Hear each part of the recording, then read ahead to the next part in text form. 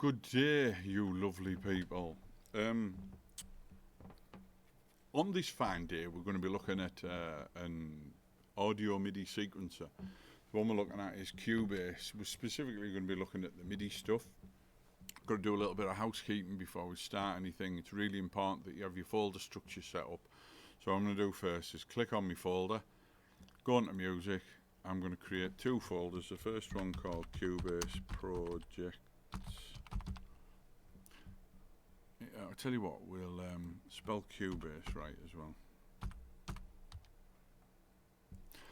And then another one called MIDI files. There is another folder on the system that we can get to that is Cubase Projects, but it's a real chew on to get to. If we create a folder specifically for all your projects, you know exactly where it is, you've created it, you know where you're going to be saving to, and you don't lose any of your lovely work. The MIDI files folder, it'll become apparent now, because what we're going to do is we're going to download some MIDI files. First we need to open Google, and then we look for free MIDI files. Now what a MIDI file is it's just data, it's just information. They're all absolutely tiny little files, and what the data does is the data is MIDI information, and the MIDI information allows us to play a sound on a computer or a keyboard or an external device, but all that we have with the MIDI is just the information that we've put in, which is like the note length, the velocity, how hard it's hit, and the note pitch. We can do loads of other little bits with it as well, but first off, let's get some of these files downloaded. Off to A, because we want to look for ABBA, and the first one that we'll download is Dancing Queen. So I'm going to save link as, it'll take us to our folder. See, it's gone to music MIDI files already. And just if you're not sure where that is, go on to my PC, there's a music folder, there's the MIDI files, there's Dancing Queen. So let's have a look for something else, something that is a band style thing. Pop-ups are lovely. Rage Against the Machine, Bulls on Parade. Right click, save link as. It'll go straight back to your MIDI file folder, because that's the last bit. Right, we've got everything that we need there. So the next thing that we need to do is we need to open Cubase. This is the Cubase icon. We'll get Cubase opened up, and the first thing that we need to do is to wait for it to load in, and then it's going to ask us to prompt for a project location at the bottom. So what we're going to do here is we're going to go create empty, and it's going to take us and ask us where we want to store it. So you've guessed it, go to Cubase Projects and let's create a folder in here called Bulls on Parade, and that's where we're going to pull our MIDI file into. There's a big chunk of bump comes up at the side. We can get rid of that clicking that window there. There's another one at the bottom that may open up and close down depending on what you're doing. These are, and that side there we can close and open up. So you can leave them all off for the time being. So the first thing that we want to do is we want to make sure that we've got sound coming through our headphones. Where we do that, press play, and then what I'm going to do over here is a metronome, and we can hear a beep. That beep is keeping us in time with what we have at the top. These are all the bars, and then within the bars there's the 1, 2, 3, 4 beats. We can change the tempo down here by moving the mouse over the top. I've just clicked on it with a left click, press play, press the audio on. I've used a shortcut there, and the shortcut was C. So I'm just going to whiz that down. It's going mental now. So if its default setting is 120.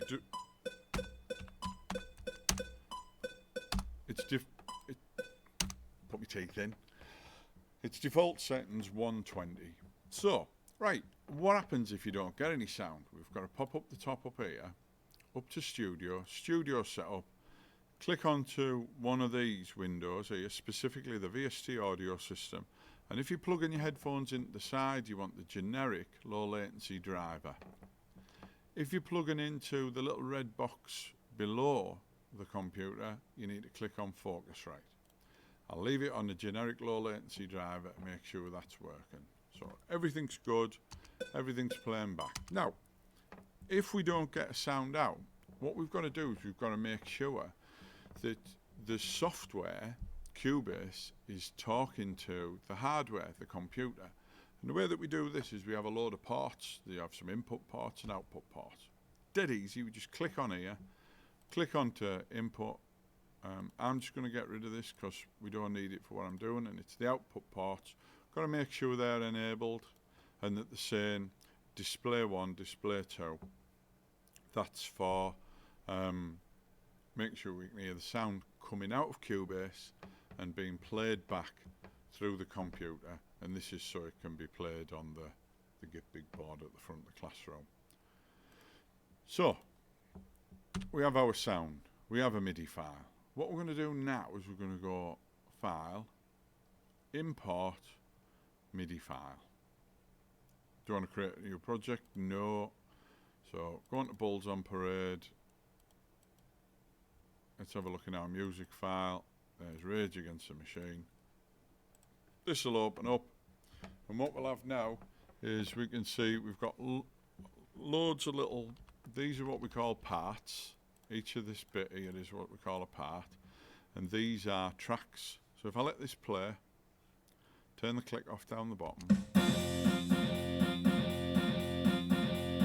sounds tremendous.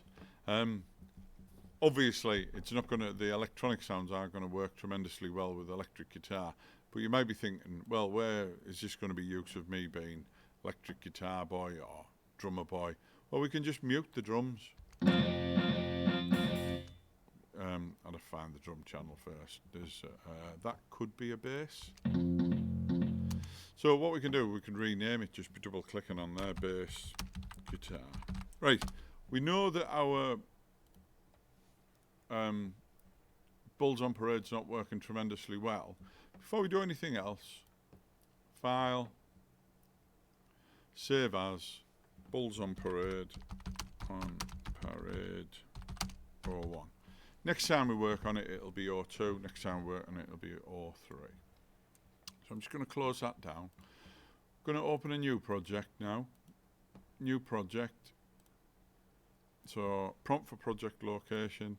And what I'm going to do now is I'm just going to go back to Cubase projects, create a new folder called Dancing Queen. Reason I'm doing this is because I'm going to show you another way of getting your MIDI file in. Quick check that we've got audio. Tracks playing, nothing there. Make sure that you've got the click on. Clicks on, everything else is hunky-dory. I'm just going to pop to our folder down the bottom. Go on to music, MIDI files, and now we're going to have the delight that is Dancing Queen. You see what happened there where I dropped the song in and the song itself, for Control A, we can get it to start anywhere along the timeline, but you see how it's snapping to a bar?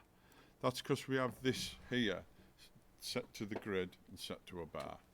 Go back to the beginning, clicks off, we should hear the delights that is Dancing Queen. There's our drums. So I'll just quickly label that drums. Now, one of the other really cool things is with Cubase, we're just going to go File, Save As, Dancing Queen 01. If we get a power cut, everything turns off. It'll open up exactly where we were there. Now what we're going to have a little look at is what the big deal with this MIDI sequencing thing is. We click onto this track here, the drum, this part, click on the drums, and we're going to open up that in the drum editor. Can you see how this here is a close hi-hat and it's right on the beat? There's on beat 4. I'll zoom in and out using G and H. Our bass drum will be right down the bottom, so there's our acoustic bass drum.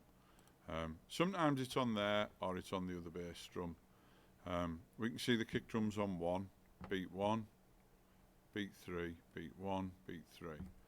The track's playing along. It's all locked to that grid. Now, one of the cool things that we can do is if we take the tempo of the track up and down, I've just used to get this what we call the transport bar. You can grab hold of this and move it around. So you just get hold of a little bit of the black at the side there and move it round. I can change the tempo of the track. You see, nothing's moving, but the tempo's changed. Let's have it drum and bass styly. So for this first session, that's all we should be doing. That's all we need to do. We've little recap through it. I'll shrink this down. We've got our music folder. We've created a Cubase projects folder, MIDI files folder, downloaded 2 MIDI files. We've then opened Cubase up using the Cubase 10 logo thing. When it opens up, it's blank. We've then file imported a MIDI file, or we've dragged and dropped the MIDI file in. These are all called parts. These are all called tracks. When you see this bit here, that's a MIDI track. I don't think I mentioned that. There endeth the sermon for today. Have a lovely rest of your day and have loads of fun with Cubase.